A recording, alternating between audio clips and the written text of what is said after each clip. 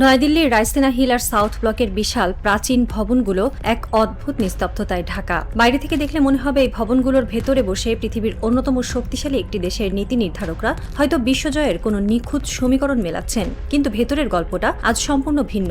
সেখানে শীতাতপ নিয়ন্ত্রিত কক্ষের বিশাল ডিজিটাল স্ক্রিনের সামনে দাঁড়িয়ে ভারতের শীর্ষ সামরিক এবং গোয়েন্দা কর্তাদের কপালে বিন্দু বিন্দু ঘাম জমছে। তারা আজ কোনো বাইরের শত্রুর দিকে তাকিয়ে নেই, তারা তাকিয়ে আছেন নিজেদের রাজপথের দিকে।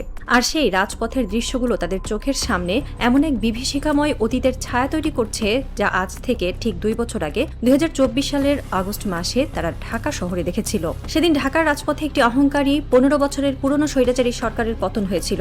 যে শেখ হাসিনাকে ভারত নিজেদের সবচেয়ে বিশ্বস্ত খুঁটি মনে করত, সেই খুঁটিটি তাসের ঘরের মতো ভেঙে পড়েছিল একদল তরুণের হুঙ্কারে। সাউথ ব্লকের কর্তারা সেদিন হয়তো ভেবেছিলেন, যাক, এটা তো বাংলাদেশে হয়েছে, আমাদের ভারতে এমন কিছু হওয়ার কোনো সুযোগ নেই। কিন্তু তারা ইতিহাসের সবচেয়ে বড় ভুলটি করেছিলেন। তারা বুঝতে পারেননি বিপ্লব কখনো সীমানার কাঁটাতারে আটকে থাকে না। আজ সেই একই বিপ্লবের প্রেতাত্মা এসে কড়া নেড়েছে নয়াদিল্লির দরজায়। ভারতের রাজপথে আজ যারা নেমেছে তারা কোনো রাজনৈতিক দলের কর্মী নয়, তারা হলো সেই জেন জি প্রজন্ম যারা নিজেদের নাম দিয়েছে ককরোচ জনতা পার্টি বা আরশোলা জনতা পার্টি। আর এই আরশোলাদের সাইক্লোন আজ ভারতের দম্ভী শাসক গোষ্ঠীকে ঠিক সেই একই খাদের কিনারা এনে দাঁড় করিয়েছে, যেখানে দাঁড়িয়ে একদিন শেখ হাসিনাকে হেলিকপ্টারে চড়ে পালাতে হয়েছিল।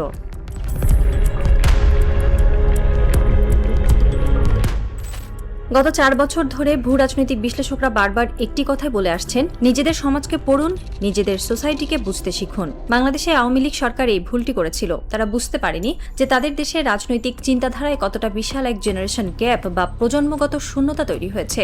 পুরনো প্রজন্ম আর নতুন প্রজন্মের রাজনৈতিক চিন্তার মধ্যে আকাশ পাতাল তফাৎ। এই নতুন জেন জি প্রজন্ম অত্যন্ত এনার্জেটিক, কিন্তু তাদের একটি বিশেষ বৈশিষ্ট্য আছে, তাদের কোনো ধৈর্য নেই। এরা শর্ট টেম্পার্ড, এরা টিকটক, ইউটিউব শর্টস বা ইনস্টাগ্রাম রিলসে অভ্যস্ত।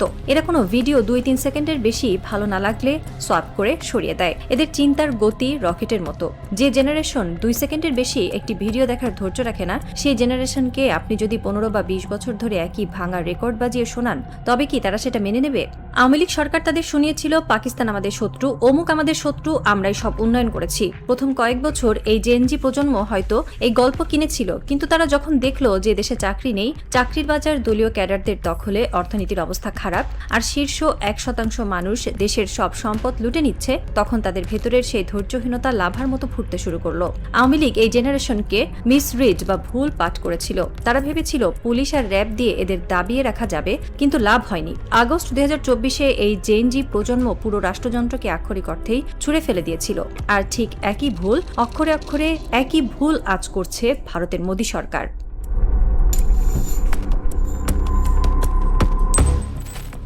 ভারতের দিকে তাকান। 1920-এর দশক থেকে ভারতে একটি উগ্র মতাদর্শ বা হিন্দুত্বর বীজ বপন করা হয়েছিল। মোদী সরকার ক্ষমতায় আসার পর গত 2 দশক ধরে এই হিন্দুত্ববাদের কার্ডটি তারা এতটাই বেশি প্লে করেছে, এতটাই বেশি ব্যবহার করেছে যে এটি এখন একটি মেয়াদোত্তীর্ণ ঔষধে পরিণত হয়েছে। তারা ভারতের জেনজি প্রজন্মকে টানা 2 দশক ধরে বুঝিয়েছে, হিন্দু বিপাকে আছে, মুসলমান আমাদের শত্রু, পাকিস্তান আমাদের শত্রু। শুরুর দিকে ভারতের তরুণরা এই আফিম হয়তো গিলেছিল, কিন্তু আজ ভারতের তরুণরা যখন চোখ খুলে দেখছে তাদের জন্য কোনো চাকরি নেই, কলেজ বিশ্ববিদ্যালয়ের শিক্ষার মান তলানিতে, নিটের মতো অত্যন্ত সংবেদনশীল পরীক্ষার প্রশ্নপত্র ফাঁস হয়ে যাচ্ছে, আর সাধারণ মানুষের আয় কমছে, অন্যদিকে গৌতম আদানি বা মুকেশ আম্বানির মতো ধনকুবেদের সম্পদ রাতারাতি জ্যামিতিক হারে বাড়ছে। যখন পেটে ক্ষুধা থাকে, যখন নিজের ভবিষ্যৎ অন্ধকার মনে হয়, তখন ধর্মের আফিম আর কাজ করে না। তখন সেই তরুণদের ভেতর ধৈর্যহীনতা একটি জীবন্ত আগ্নেয়গিরিতে পরিণত হয়। বাংলাদেশ, নেপাল, শ্রীলঙ্কা, মালদ্বীপ সব জায়গায় এই জেনজি প্রজন্মের বিপ্লব ঘটেছে, আর এখন ভারতের মাটিতেও ঠিক একই আগ্নেয়গিরি লাভা উদ্গীরণ করতে শুরু করেছে।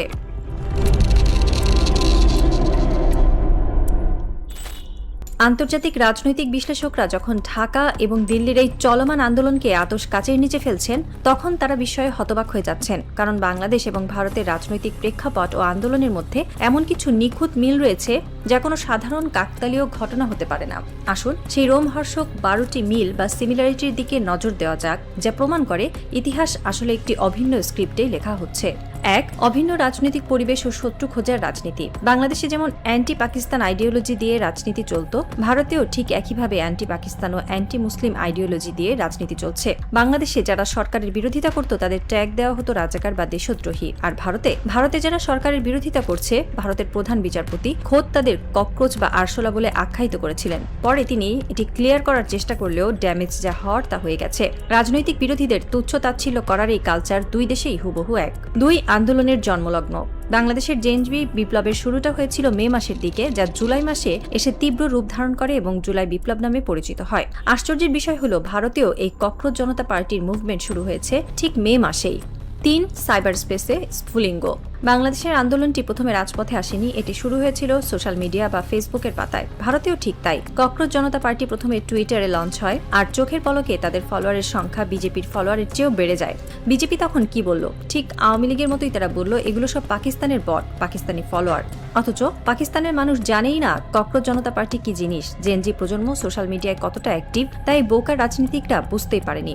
4, রাজপথের দখল। সরকার যখন সোশ্যাল মিডিয়ার এই আন্দোলনকে ফেসবুক পার্টি বলে উপহাস করছিল, তখন মাত্র 1-1.5 মাসের মধ্যে এই ভার্চুয়াল ক্ষোভ বাস্তব রাজপথে এসে আছড়ে পড়ে। বাংলাদেশেও যেমনটি হয়েছিল ভারতেও ঠিক তাই হলো।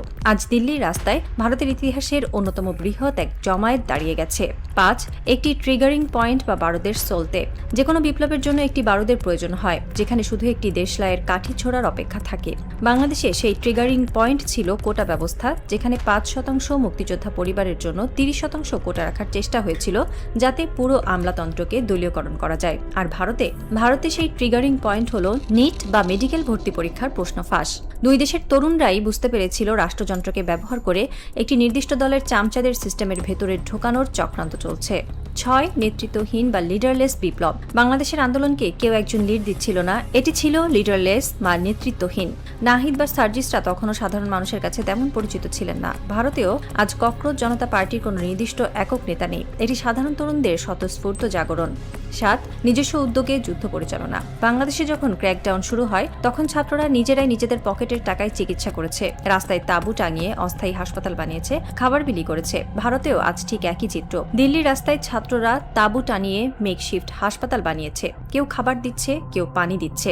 8, বিরোধীদের সমর্থন। আন্দোলন যখন তুঙ্গে ওঠে, তখন পুরনো রাজনৈতিক দলগুলো সুযোগ বুঝে মাঠে নামে। বাংলাদেশ যেমন বিএনপি জামায়াত সমর্থন দিয়েছিল, ভারতেও আজ রাহুল গান্ধী, অখিলেশ যাদব, মমতা ব্যানার্জি বা শিবসেনার মতো বিরোধীরা এই তরুণদের ছায়াতলে এসে দাঁড়িয়েছে।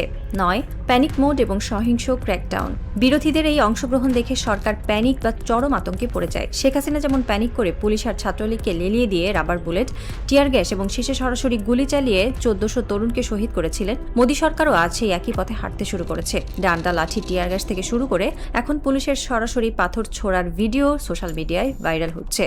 10, ব্লেম গেম বা দোষ চাপানোর রাজনীতি। বাংলাদেশ সরকার যখন দিশেহারা হয়ে গিয়েছিল, তখন তারা বলেছিল এই আন্দোলন সিআইএ, আইএসআই, চীন বা পশ্চিমাদের ষড়যন্ত্র। আজ ভারতের হিন্দুত্ববাদী ইনফ্লুয়েন্সরা ঠিক একই বুলি আওড়াচ্ছে। তারা বলছে ককরোচ জনতা পার্টির পেছনে সিআইএ আছে, পাকিস্তান আছে। 11, জেদের বশবর্তী হওয়া। জেনজি প্রজন্মকে আপনি যত মারবেন তারা তত বেশি জেদি হয়ে ওঠে। শেখ হাসিনা এই সত্য বুঝতে পারেননি, মোদিও বুঝতে পারছেন না। পুলিশি অ্যাকশন যত বাড়ছে, ভারতের রাজপথে তরুণদের ঢল তত তীব্র হচ্ছে।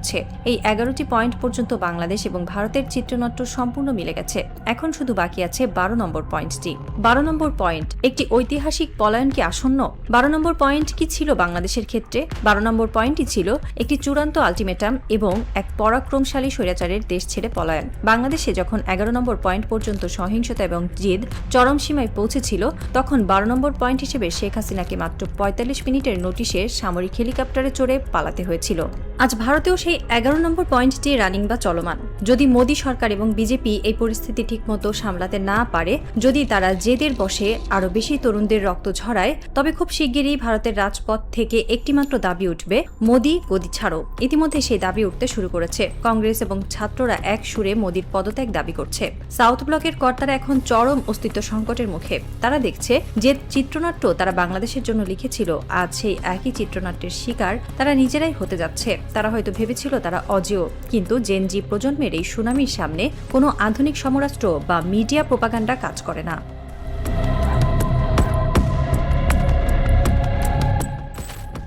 রাত গভীর হচ্ছে।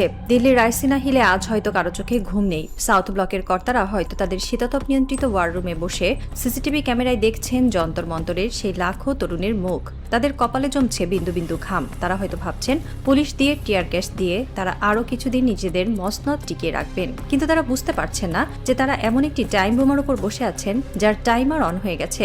একটি রাজনৈতিক এবং মনস্তাত্ত্বিক থ্রিলার আজ তার সবচেয়ে চরম এবং শ্বাসরুদ্ধকর ক্লাইম্যাক্সে এসে দাঁড়িয়েছে।